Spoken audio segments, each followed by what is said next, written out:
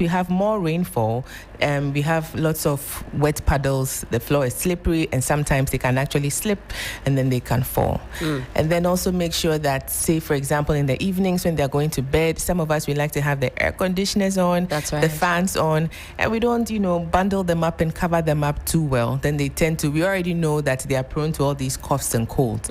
Now, when the weather is also cold, it makes them at an even greater risk. And keeping the fans and the air conditioners on, the temperature then drops so much.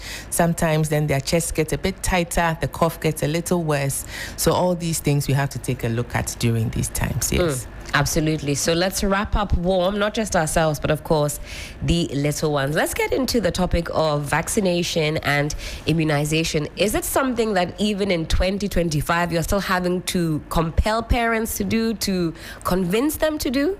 Yes. I mean, if we had fully achieved everything, I'd say that most of these vaccine-preventable diseases, we wouldn't even have to talk about them because they would have been eradicated. But we still have these coming up, so we still have to talk about it. We can't overemphasize it. Over the years, as technology has increased, some people now feel they have a personal right not to vaccinate their child. That's Be right. that as it may, because of the numerous benefits that we get out of vaccination, and then ultimately immunization, which is the outcome we want from that, we still have to talk about it and urge people about the importance of getting their children vaccinated. What are some of the common myths that you hear when it comes to vaccination, especially of children?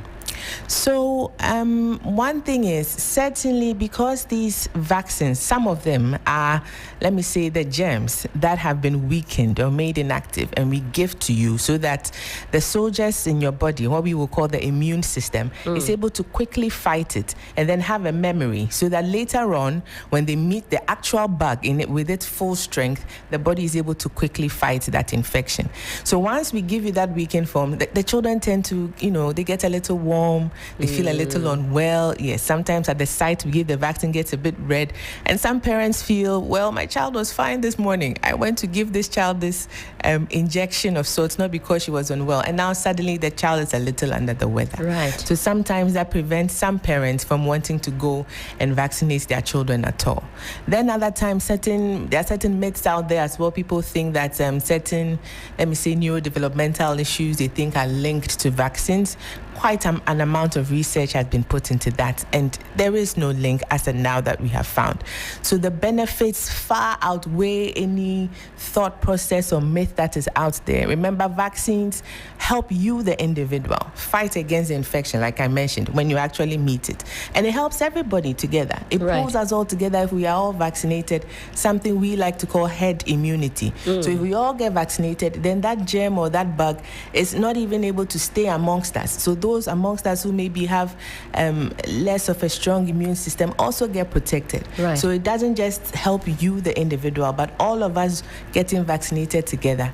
Then it helps all of us together as a whole. Yes. Very important. I just remembered even when I took the COVID vaccine, felt a little unwell right after and towards the afternoon and the evening. But by the next day or the day after, I was fine. You'll be fine. Yes. Okay. It's just an acute response of the body to it meeting something new in its system. But then it would pick up and then you'll be fine. And I'm sure you also hear some of the more ridiculous claims. People say they'll embed a chip inside you and all kinds of things. That's certainly not the case, Doctor. Certainly not the case. No, okay, it's not. You're fine. Nobody's going to implant anything into your body or your children's bodies. Let's also talk about promoting eating healthy healthy eating habits in children. Okay. We know now that there are a lot more fast food joints, a lot more processed food than I remember even as a child. We have some of the biggest, restaurant chains coming into Africa, Ghana specifically. How do we encourage young ones who are now growing up on all of these foods to opt for some better options and not always be eating the junk food? The parents say, the kids are crying. If I don't take them to go and buy fried chicken, they won't give me peace. And that's the reason why I'm doing that. Is it because we're not making our own food delicious? I grew up on cocoa and say, you couldn't tell me anything. Gary Foto, Abom. But these days, the kids don't want to hear it. They want fried chicken. They want waffles. What's going on? Okay, so let me start by saying this, that every baby that is born blank. And we are the ones that tend to program. Certainly what they see on the screens and what we also show them. So I always say the first point for me is leadership by example. You, the parent, can't be munching on a bucket of fried chicken. Table. And you're buying this here and buying that there, slurping this and, drinking that soda pop. But then when it comes to the child, then it tells him, no, you must eat a balanced diet. So it starts with us. It starts with the parents. Right. What do we start them off with when they are young? When we start after our exclusive breastfeeding and we start complementary feeds, what are you giving that child? Are you starting the child off on our greens, like you mentioned, your boom and other things? Is that what you are introducing? Or from a very tender age, at toddler stage, you are going there to buy a bucket of fried chicken, you are giving ice creams and that is you now coding the blueprint for that child. So one, it starts with us, the parents. We cannot take ourselves out of the equation. Then the next point I'd say is when they start picking up toddler stage, take them along with you when you go shopping. Show them this. Okay, so this is watermelon, pick this one. What color is this? Is green. Okay, we've picked a green fruit, go and pick a yellow one. He goes for a banana or something. So you make it fun so that it's not just I've gone out there, I've bought it, but they are part of you when it comes to the shopping process. Right. And children want to feel included. Then the third point I'd say is when it comes to the meal time itself. When we sit down, it should be a time that is engaging, family time. It should be warm. No screens, including ourselves as parents. You are in there, you want to have a quick meal because you're on the, on your TikTok or whatever, you want to finish or you go back to work. But if that time is wholesome, then they enjoy that time. You tell them, oh, okay, if you eat 1 spoon of this, I'll have 1 spoon of that. So no screens for them and certainly no screens for us. If they are older, you can talk about how the day went so that it's a time when they don't see as, okay, I just want to be on my screen, I'll eat a little and then I'll jump off. So then one starts with us, involve them in the process, and then as they get older, now even in the kindergartens, they're teaching them about food groups. So now they know about carbohydrates, and certainly as they go older, so then you tell them about, okay, this food group, that food group. And even though I know as parents we tend to be pressed with time from work and others, if you are making the meal for the child, you can also try to be sometimes a bit creative. Okay. You have all these cookie cutters or whatever. You can cut the fruits in, different shapes. It just makes it more exciting for them, yes. And let them experience different textures as well. When it comes to our local foods, our fruits and others, we have so many different types. That's right. If the child doesn't like, for example, say banana, you don't say, oh, I tried banana, he didn't like it, or pineapple. Try something else. Try the watermelon, try the pawpaw. If they won't take it raw, you can actually make it into a puree and incorporate it in something else.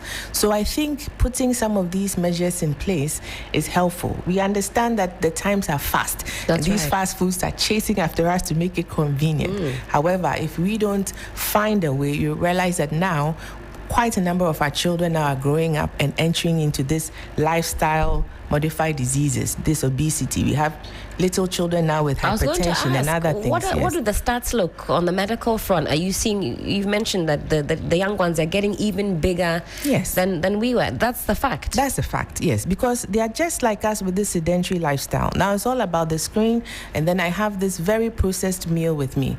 Snacks are good for children, yes, but let the snacks be healthy. You can have fruits as snacks, carrots as sticks for snacks. You can, change it up a little bit, yes, but certainly, like you said, the numbers are increasing. More obese children, more children with, like I said, these diseases, even hypertension. Yes, really, definitely. What are some of the younger ages that you're seeing afflicted with hypertension? So, as low as say 9 years. So let me say this. So we do have the hypertension being secondary. So sometimes the child will already have an underlying condition. Okay. Yes, so that's there. But the essential type, the type that is not due to any underlying disease, certainly we see it in our preteens and then even in our adolescents now. So from 10 ongoing, you see them coming up with all these things, yes. That's very scary. Very.